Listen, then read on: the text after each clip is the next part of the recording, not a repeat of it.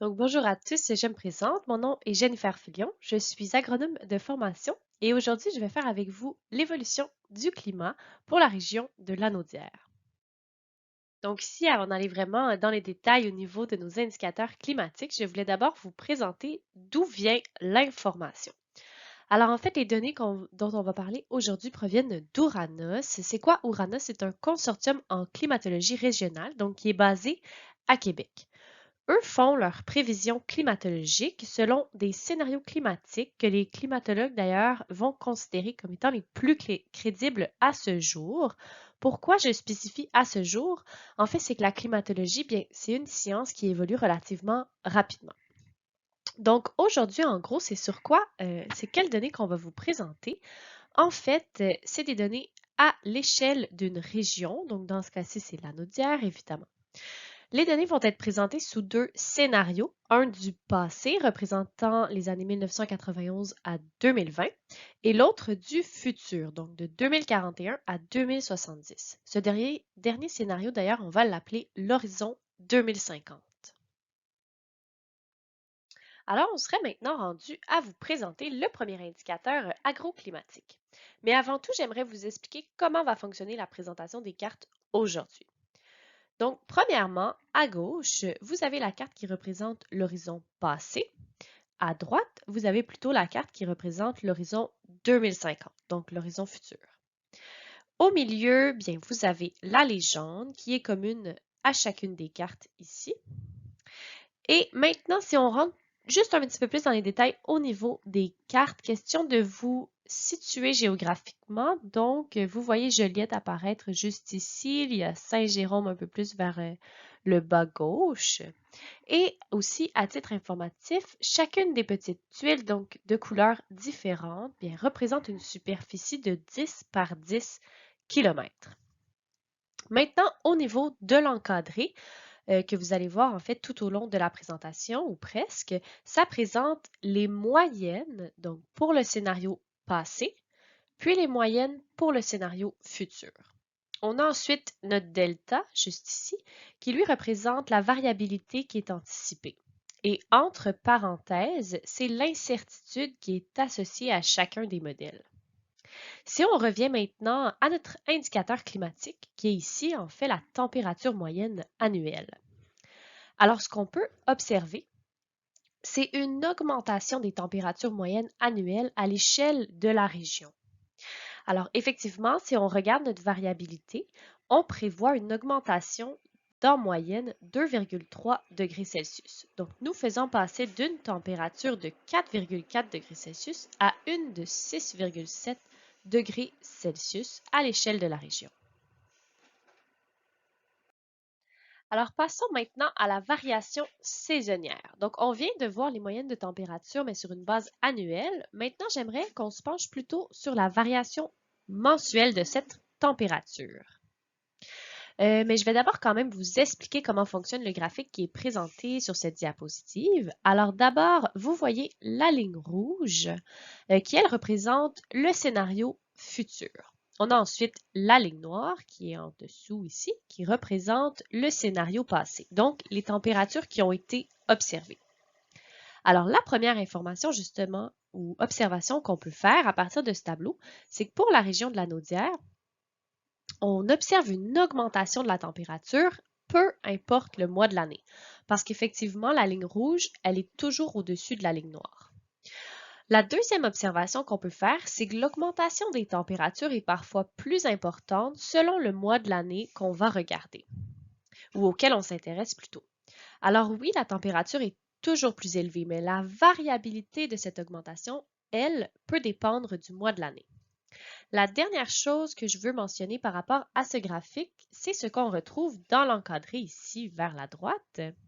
Donc en fait, il représente la moyenne annuelle de l'augmentation des températures. Alors c'est pour ça qu'on retrouve notre variabilité de plus 2,3 degrés Celsius.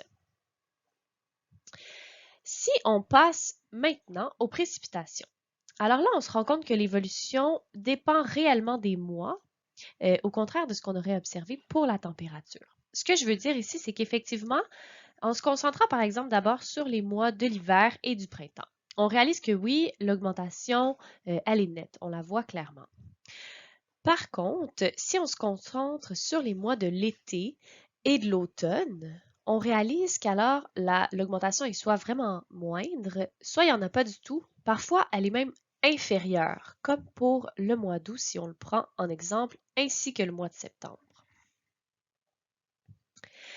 Euh, La chose qu'il faut par contre retenir ici, c'est que malgré les diminutions ou les stagnations qui sont observées pour certains mois, il va quand même ressortir une augmentation des précipitations totales annuelles.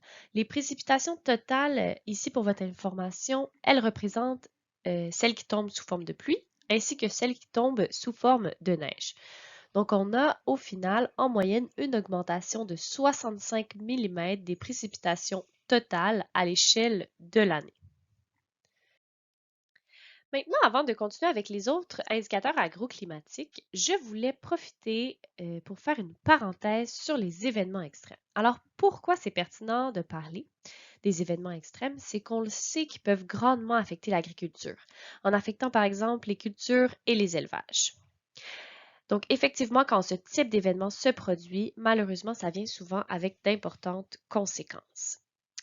Toutefois, il faut quand même faire attention et apporter certaines nuances parce que, bon, oui, il y a des événements extrêmes qu'on peut relier au changement climatique, mais il y en a d'autres qui vont plutôt ressortir de la variabilité naturelle et donc qui n'ont pas de lien direct avec l'évolution du climat. La variabilité naturelle, c'est quoi? En fait, c'est ce qui fait en sorte que d'année en année, par exemple, le volume des précipitations ou les températures sont variables. La deuxième nuance que je veux apporter ici, c'est que les connaissances au niveau des événements extrêmes, elles évoluent relativement rapidement. Alors nous, ce qu'on vous présente aujourd'hui, c'est ce qui est partagé comme information par Uranus. Alors, je vous disais justement qu'il y avait certaines incertitudes au niveau des événements extrêmes, mais il y a quand même des événements pour lesquels on est plus certain.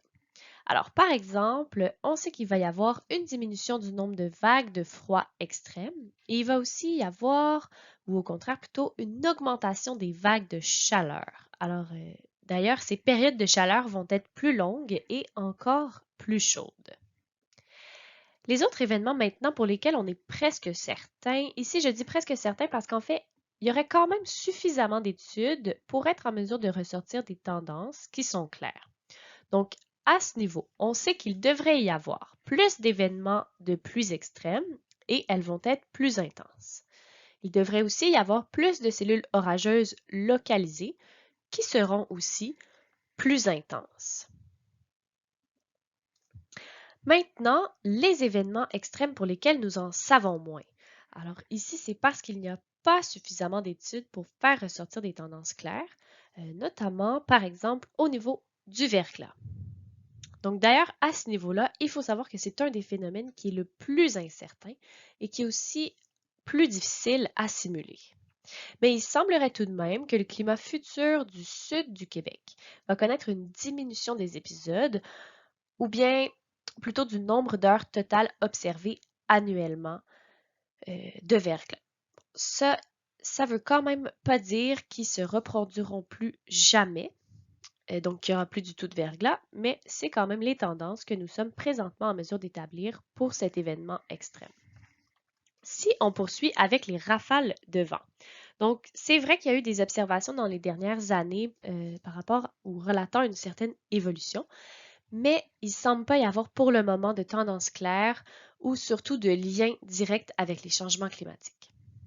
La dernière chose à ce niveau, c'est la grêle. Ça, en fait, c'est un sujet pour lequel on n'a pas vraiment de données, mais il est vraiment à l'étude. Alors, ça serait maintenant le temps de revenir à nos indicateurs agroclimatiques. Donc, pour l'instant, on a fait une petite revue de qu'est-ce qui se passe à l'échelle annuelle. Ce que je vous propose, c'est d'aller se concentrer sur les indicateurs agroclimatiques de la saison hivernale, la saison froide, et dans un deuxième temps, on s'attardera plutôt sur les indicateurs de la saison de croissance. Alors, commençons avec l'indicateur pour la température minimale en hiver. Bon, alors ici, je tiens d'abord à préciser que les données qu'on présente, ce sont celles du mois de janvier. Alors, c'est réellement la température la plus froide de l'année. Donc, en fait la moyenne des températures les plus froides ayant été observées au mois le plus froid de l'année. Je vais vous en profiter quand même pour expliquer un peu le graphique qui est présenté ici. Donc d'abord, sur l'axe des X, vous avez les années qui sont représentées. C'est environ une période de 100 ans allant de 1970 jusqu'à 2070. Sur l'axe des Y, ça fait plutôt référence à l'indicateur auquel on s'intéresse. Dans ce cas-ci, c'est la température minimale du mois de janvier. Ensuite, on a la ligne pointillée que vous voyez dans le graphique. Elle représente les observations réelles qui ont été faites chaque année, évidemment dans le passé. Ensuite, on voit les lignes dans le graphique. Donc, la première, qui serait la rouge, représente le scénario qui est pessimiste en lien avec la réduction des émissions de gaz à effet de serre. Donc, c'est un scénario selon lequel, oui, on va réduire les émissions de gaz à effet de serre à l'échelle mondiale. Toutefois, cette réduction serait sur le long terme. Donc, ce scénario, on l'appelle le RCP 8.5. Vous avez ensuite la ligne bleue qui, lui, représente elle plutôt représente le scénario qui est optimiste, donc selon lequel on va réduire les émissions de gaz à effet de serre sur une échelle de temps plus court. Et ça, évidemment, c'est toujours à l'échelle mondiale.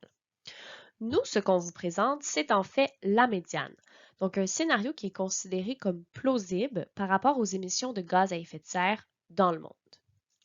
Ensuite, en vert, ce que je vais appeler l'enveloppe sur le graphique, bien, elle représente l'incertitude des modèles, donc toutes les valeurs qui pourraient être atteintes ou observées par rapport à l'indicateur qu'on considère.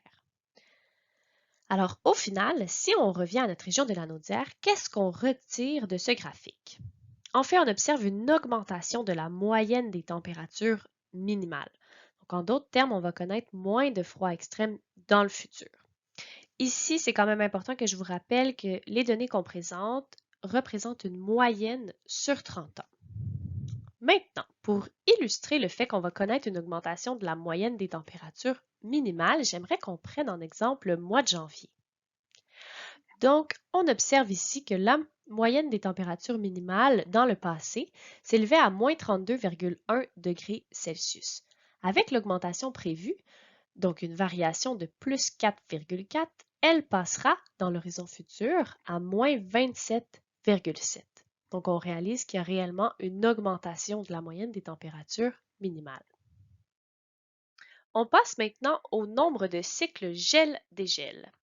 Alors d'abord, c'est quoi un cycle gel-dégel? En fait, c'est une journée où on va connaître une température qui est maximale positive, alors au-dessus de zéro, et en même temps une température minimale en dessous de zéro, donc dans la même journée. C'est vraiment le fait de vivre du gel et du dégel à l'intérieur de la même journée. Ce qu'on observe d'abord au niveau de l'année, c'est une diminution du nombre de l'occurrence de gel-dégel au sein de la même journée. Donc, passant de 90 jours dans l'horizon passé à 80 jours dans le futur. Mais si on se concentre sur la période de l'hiver, à ce moment-là, c'est plutôt une augmentation de ces épisodes qu'on va observer. Donc, en d'autres mots, il y a une concentration des épisodes de gel-dégel au niveau de la saison hivernale. Et ça, en fait, c'est relié à l'augmentation des températures. Passons à l'indicateur concernant les précipitations hivernales, donc celles de décembre, janvier et février. Donc, ici, simplement spécifier que les précipitations totales auxquelles on fait référence, ce sont celles sous forme de pluie et de neige. Alors, ce qu'on observe, c'est une augmentation des précipitations totales. Donc, en réalité, on va gagner pour la région de la Naudière plus 24 mm au niveau des précipitations totales à l'hiver en moyenne. Mais là, la réelle question qui peut nous venir en tête, c'est surtout sous quelle forme ces précipitations vont tomber dans le futur. Alors, c'est justement la question à laquelle on va tenter de répondre par l'intermédiaire du tableau qui est présenté ici. Donc, d'abord, vers la gauche, vous voyez les données pour le scénario du passé, donc 91 à 2020. Vers la droite, les données pour le scénario futur, 2041-2070. Pour chacun des scénarios, on vous présente les précipitations totales sous forme de pluie, celles sous forme de neige et finalement le ratio dans le fond des précipitations totales qui vont tomber sous forme de pluie. Donc c'est la même logique pour l'horizon 2050. Une petite spécification, vous voyez que la neige apparaît ici comme en millimètres, donc ça peut vous paraître peu, mais en fait, c'est que ça représente des équivalents d'eau. Donc, si on fait fondre la neige, combien d'eau il en résulte? Ce sur quoi maintenant je vais attirer votre attention, ce sont les totaux intermédiaires, donc la ligne juste ici. Donc, la première chose qu'on peut réaliser, c'est une augmentation des précipitations sous forme de pluie. Donc, effectivement, si vous regardez dans le scénario du passé qui s'élevait à 297 mm, on passe à 375 mm. Ça se traduit si on regarde plutôt les ratios. Donc, des précipitations totales sous forme de pluie qui étaient équivalentes à 52% passent maintenant à 60%. Donc, c'est réellement une augmentation qui est importante ici. Ça se reflète aussi au niveau de la neige, donc plutôt une diminution des précipitations qui vont tomber sous forme de neige, passant ainsi de 257 mm à 236 mm. Si maintenant on se concentre plutôt sur un mois en particulier pour voir plus spécifiquement l'effet que ça peut avoir. Donc pour le mois de décembre, par exemple, on passait à un quart des précipitations qui allaient tomber sous forme de neige à 39%. Donc encore une fois, une augmentation assez importante. Alors pour conclure sur ce tableau, ce qu'on observe, c'est l'augmentation des précipitations sous forme de pluie à l'hiver. Et ça, encore une fois, c'est lié à l'augmentation des températures. Passons maintenant à la durée de l'enneigement. Donc, avec la diminution des précipitations sous forme de neige, vient aussi la réduction de la durée de la période d'enneigement. Au fait, pour votre information, lorsqu'on parle de durée d'enneigement, on fait référence à dès qu'il y a plus de 3 cm de neige au sol, donc environ 1 pouce. Aussi, j'aimerais attirer votre attention sur le fait que les périodes qui sont présentées ici pour l'horizon du passé sont un petit peu différentes. En fait, ici, c'est simplement parce que les pas de temps pour ces modèles sont différents, mais je voulais vous le spécifier. Donc, ce qu'on observe ici pour la région de Lanaudière, c'est une diminution de 40 jours au niveau de la durée de la période d'enneigement, donc plus d'1 mois en diminution. Pour maintenant, l'épaisseur maximale du couvert de neige. Donc, je rappelle ici qu'ils sont présentés, que l'unité choisie est le millimètre. C'est réellement parce que, encore une fois, ce sont des équivalents en eau. Mais l'important qu'il faut retenir ici, en fait, pour faire la comparaison, c'est qu'un millimètre de neige, c'est environ l'équivalent d'un centimètre de neige avant qu'il y ait compaction ou tassement. Alors finalement, pour la région de la Naudière, ce qu'on observe, c'est une diminution de 66 mm au niveau de l'épaisseur maximale du couvert de neige, en moyenne toujours et à l'échelle de la région. Alors le fait de réduire la durée du couvert de neige et l'épaisseur maximale du couvert de neige amène en fait évidemment des impacts, notamment sur les plantes. C'est pour ça qu'on va parler ici du potentiel d'endurcissement des plantes fourragères. Donc, concrètement, c'est quoi ce potentiel d'endurcissement? En fait, c'est quand la plante va relocaliser ses réserves au niveau de ses racines. C'est ce qui va lui permettre de passer l'hiver et de résister au froid. Maintenant, pour que ce processus puisse bien se faire, il nous faut des journées où la température est fraîche. Pour mesurer ce potentiel d'endurcissement, ce qu'on utilise, c'est des degrés froids, donc ce qui est présenté ici. Et des degrés froids, c'est en fait l'accumulation des degrés jour base 0. Donc, quand la température est entre 0 et 5 degrés Celsius. Finalement, on va considérer qu'une plante est suffisamment endurcie quand elle atteint 100 degrés froids.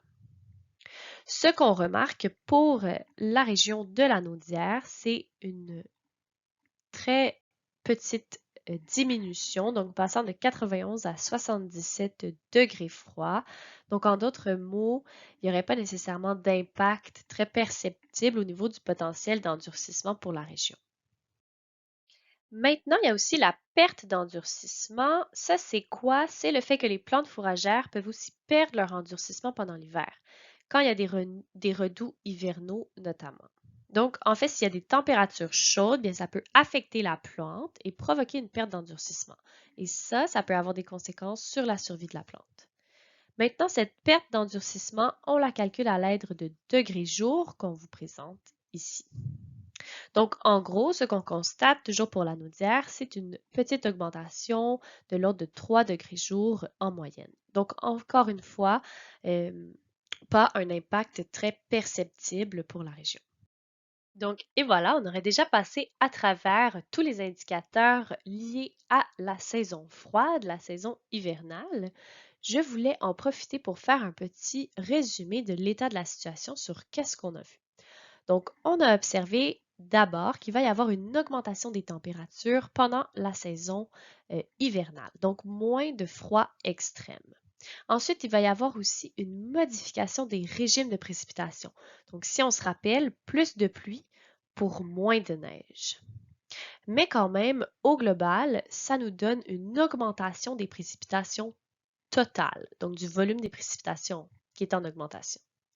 Bon, maintenant, ces indicateurs peuvent évidemment avoir des impacts sur les plantes, mais on a vu que pour la région de la Naudière, ces impacts sont plutôt minimes, notamment au niveau du potentiel d'endurcissement ou du potentiel de la perte, pardonnez-moi, d'endurcissement.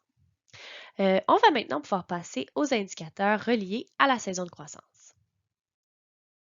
Alors, justement, quoi de mieux pour commencer les indicateurs climatiques sur la saison de croissance que la date du début de cette saison?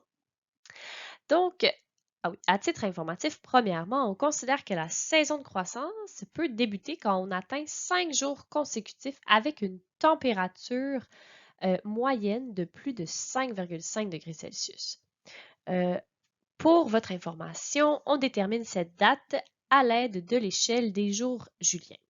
Alors, pour la région de l'Anaudière, on voit ou on observe qu'on va passer d'une date de début de croissance d'en moyenne au 22 avril à une au 14 avril en moyenne. Donc, ce qui représente un devancement du date de la début de saison de croissance de 8 jours en moyenne à l'échelle de la région. Pour le dernier gel printanier, toujours avec comme référence les jours juliens, à ce niveau, je vais d'ailleurs faire la parenthèse tout de suite lorsqu'on va aborder les termes du premier gel à l'automne et de la date de fin de la saison de croissance, on prend aussi comme référence les jours juliens. Mais si on revient à notre dernier gel printanier, ce qu'on observe, c'est un peu comme pour la date du début de la saison de croissance, le premier gel printanier va être devancé, donc d'en moyenne 10 jours, passant ici du 4 mai au 24 avril. Au niveau maintenant du synchronisme entre saison de croissance et gel, peut-être que certains d'entre vous ont déjà remarqué une différence au niveau de l'évolution de la date du début de la saison de croissance et de celle de l'occurrence du dernier gel printanier. Alors, ce qu'on peut observer, c'est effectivement un devancement de la date du début de la saison de croissance et un devancement de la date de l'occurrence du dernier gel printanier pour un 8 et 10 jours respectivement. Alors en fait, c'est donc possible qu'on observe en moyenne moins de gel tardif au printemps, mais dû à la variabilité, le phénomène pourrait quand même encore être observé. Si on regarde maintenant ce qui se passe à l'automne, donc ici, on peut observer les mêmes tendances, donc on fait un retardement de la date de l'occurrence du premier gel à l'automne et un retardement de la date de fin de croissance pour un 12 et 9 jours de plus respectivement. Donc, question de synthétiser ce tableau ici, le message qui est important de retenir, c'est que tous les indicateurs sont en quelque sorte synchronisés dans leur modification. Donc, devancement du début de la saison de croissance et retardement de la fin de la saison de croissance, avec aussi l'allongement de la période sans gel. Donc ici, avec cet indicateur, je voulais mettre en évidence la valeur de l'allongement de la saison, justement. Donc, pour chiffrer, pour la région de l'Anaudière, on tombe en fait avec, on obtient un 16 jours supplémentaires à la durée de la saison de croissance. Comme on mentionnait justement, ces journées-là, bien, sont assez bien réparties au printemps et à l'automne. Bon, maintenant, oui, la saison de croissance va allonger. Mais est-ce qu'on va vraiment pouvoir profiter des jours supplémentaires qu'on va gagner? Donc, par exemple, en étant capable d'aller semer plus tôt. L'indicateur que je présente ici, donc les précipitations printanières, bien, ça fait partie des indicateurs qui sont pertinents pour tenter de répondre à la question. Alors, ce qu'on observe sur les 3 mois qui sont présentés, donc mars, avril et mai, c'est une augmentation d'en moyenne 24 mm au niveau des précipitations printanières, passant d'en moyenne 232 à 256 mm pour la région. Mais si on se rappelle du graphique en début de présentation, sur l'évolution des précipitations totales mensuelles, ce qu'on avait vu, c'est que les précipitations étaient relativement bien réparties entre les 3 mois du printemps. Donc, en fait, il ne devrait pas y avoir de concentration très importante des précipitations lors des semis. Je veux quand même réitérer l'importance de considérer la variabilité, euh, donc ce qui a été observé dans les années passées. Effectivement, on avait eu des printemps relativement secs et d'autres très pluvieux. Mais puisque cette variabilité continue, ça va effectivement être possible certaines années de réellement profiter de l'allongement de la saison de croissance. Alors, continuons avec les unités thermiques maïs. Donc, en fait, en plus de l'allongement de la saison de croissance, on voit sur ces cartes une augmentation justement des unités thermiques maïs, donc des UTM. Ici, je vais quand même vous spécifier que c'est les UTM maximum potentiels qu'on représente. Donc, le calcul est réalisé depuis le premier jour où la température moyenne atteint le seuil minimum de 12,8 degrés Celsius sur 5 jours. Donc, spécification que je trouvais pertinente à apporter ici, mais quand même, à l'échelle de la région, on voit une augmentation d'en moyenne 650 UTM.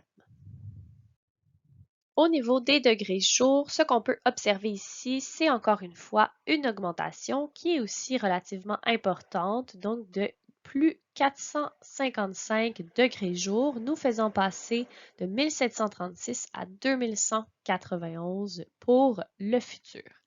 Ici, à titre informatif, les degrés jour base 5 qu'on présente ici, c'est en fait l'addition de toutes les températures de plus de 5 degrés Celsius sur toute l'année. Pour l'indicateur relatif au nombre de jours avec une température maximale qui serait supérieure à 30 degrés Celsius, ce qu'on réalise pour la région de la Naudière, c'est une augmentation de 15 jours de ces épisodes. Donc, passant de 7 jours dans le passé à 22 jours, pardonnez-moi, sur l'horizon 2050. Maintenant, ici, pour le nombre de jours où la température de nuit serait supérieure à 20 degrés Celsius, on réalise que dans l'horizon passé, on était en moyenne à 2 jours, on passe à 8 jours, donc pour une augmentation de 6 jours de ces épisodes. Là, pourquoi c'est important de parler du nombre de nuits où la température est supérieure à 20 degrés Celsius? En fait, c'est parce que lorsqu'il fait chaud le jour, mais que la nuit, la température diminue. À ce moment-là, c'est beaucoup plus supportable pour les animaux et pour les cultures.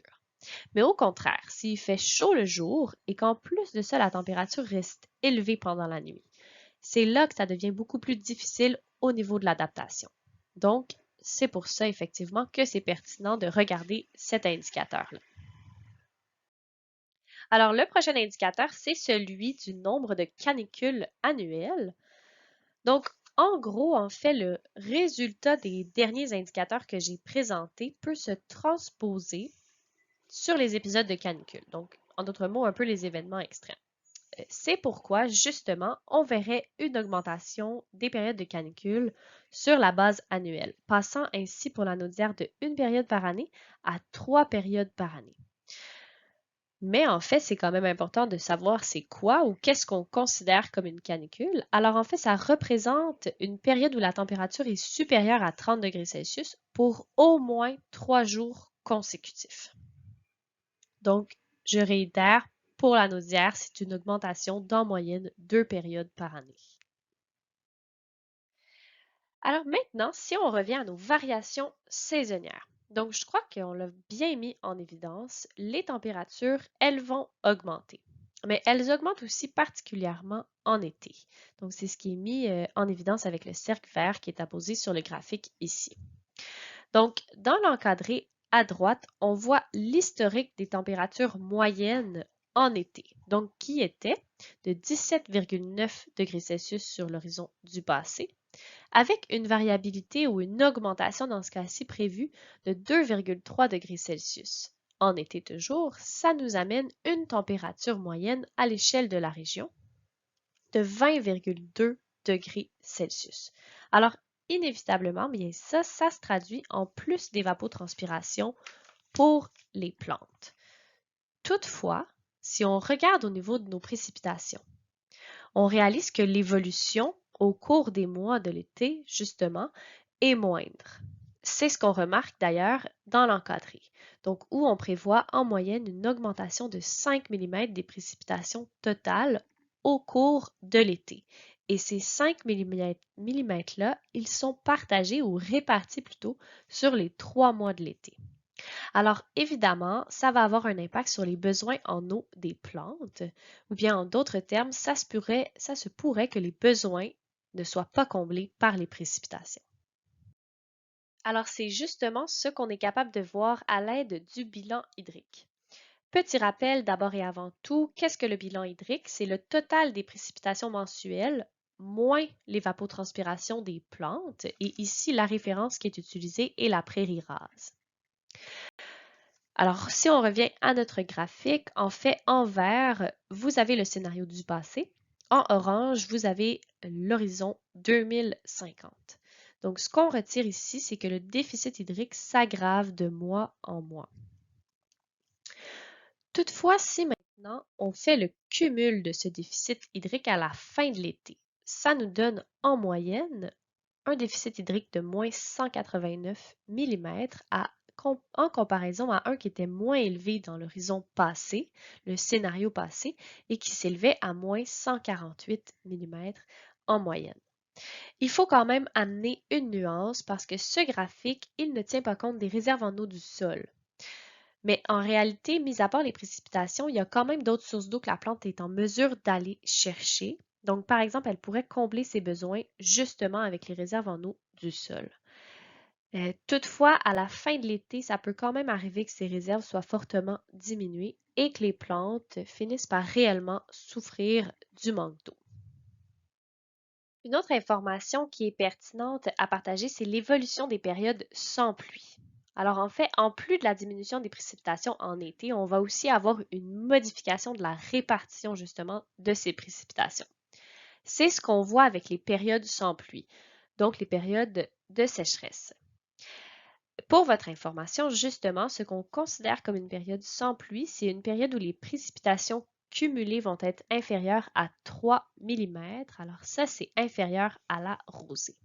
Si on regarde maintenant notre tableau, on voit que le nombre de périodes de plus de 5 jours où il ne pleut pas va augmenter d'en moyenne une période à l'échelle de l'année, donc dans le futur. Ce qu'il faut ajouter à ça, c'est que la durée de ces périodes, donc des épisodes de sécheresse, va aussi augmenter. Alors, en résumé, on va avoir plus de périodes et ces périodes vont être plus longues pour en fait un nombre de jours cumulés supérieur d'en moyenne 10 pour l'horizon 2050 pour la région de la Naudière. Alors, question de finir la boucle, revenons à l'automne. Donc ici, en gros, c'est la même question qui va nous revenir par rapport à la possibilité de prolonger l'allongement de la saison de croissance, donc qu'on a vu plus tôt dans la présentation. Alors, en suivant la même logique, on regarde encore une fois les précipitations, bien évidemment celles pour la période d'automne. Est-ce qu'on va être capable d'aller récolter? Alors, de façon générale, on réalise que ça reste relativement constant au niveau des précipitations automnales dans le futur. Mais j'attire encore une fois votre attention sur l'incertitude, donc qui est dans l'enveloppe verte.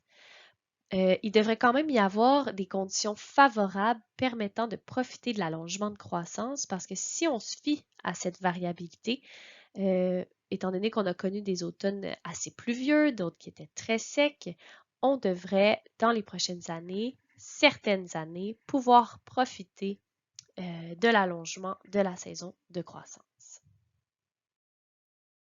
Justement, en revenant sur l'allongement de la saison de croissance, bien, je voulais remettre ici la date du premier gel automnal.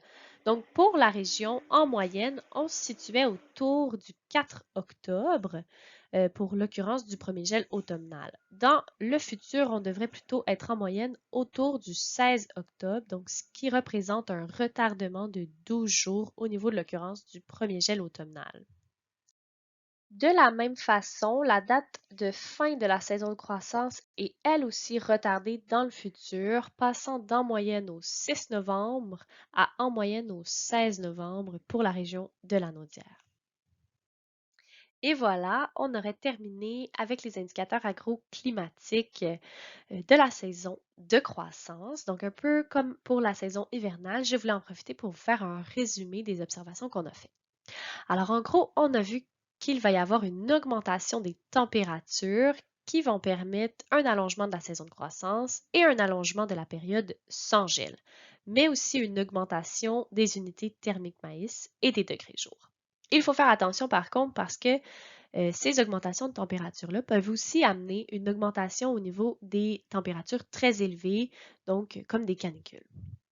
Du côté des précipitations, maintenant, on a vu qu'il n'y allait pas avoir de hausse ni à l'automne ni à l'été, ce qui peut évidemment amener une augmentation des risques de stress hydrique pour les plantes. Finalement, on a vu une augmentation des périodes de sécheresse, ou plutôt du nombre de jours sans pluie cumulée, qui est évidemment relié au fait qu'il n'y allait pas avoir de hausse de précipitations au niveau de l'été ni de l'automne. Alors, je vous remercie pour votre attention tout au long de la présentation. J'espère que vous avez apprécié et que vous en avez appris. Bonne journée!